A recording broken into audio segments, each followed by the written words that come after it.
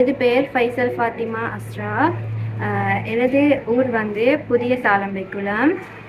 நான் தரம் 1 தொடக்கம் 6 வரைக்கும் இக்கிரிகொல்லாவ அன்னூர் மகா வித்தியாலயத்தில் ஆரம்ப பிரிவு கல்வியை பயின்றேன்.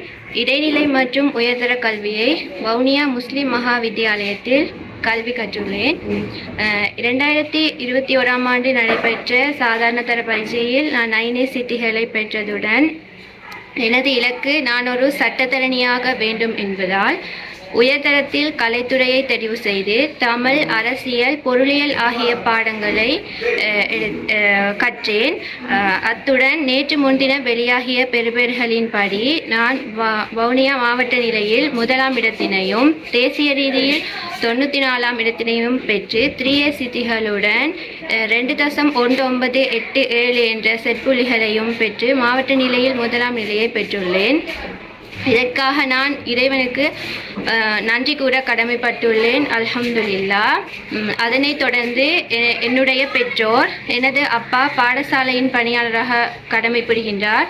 அவர் எனக்காக அரும்பாடுபட்டார். அத்துடன் எனது தாய்க்கும் இந்நேரத்தில் நான் நன்றி கூற கடமைப்படுகின்றேன்.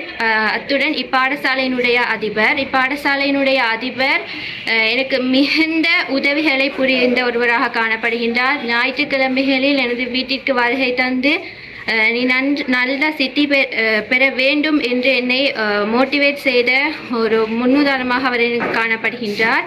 அத்துடன் இப்பாடசாலையினுடைய பிரதி அதிபர் அவர்களுக்கும் நான் இவ்வேளையை நன்றி கூற கடமைப்படுகின்றேன். அத்துடன் எனக்கு பாடங்களை கற்பித்த ஆசிரியர்கள், எனது வகுப்பாசிரியராக கடமையாற்றிய ஸ்ரீ கந்தவேல் ரசான் சார் அவர்களுக்கும் இவ்வேளையில் நான் நன்றி கூற கடமைப்படுகின்றேன். எனது எதிர்கால இலக்கு நான் ஒரு சட்டத்தரணியாக வேண்டும் என்பதாகும். நான் பாடசாலை கல்வி அதேபோல தனியார் கல்வி நிறுவனங்களில் பயின்றேன். ஆகவே அந்த தனியார் கல்வி நிறுவனங்களில் கற்று தந்த எனது ஆசிரியர்களுக்கும் நான் இவ்வேளையில் நன்றி கூற கடமைப்படுகின்றேன். எனது கற்றல் நான் சுய கற்றலில் அதிகமாக ஈடுபடுவேன். பாடசாலையில் ஆசிரியர்கள் அதே போல தனியார் கல்வி நிறுவனங்களில் கற்றுத்தந்த பாடங்களை தினமும் வீட்டில் கொண்டு போய் கற்பேன். நான் இரவு அதிகமாக கற்பேன்.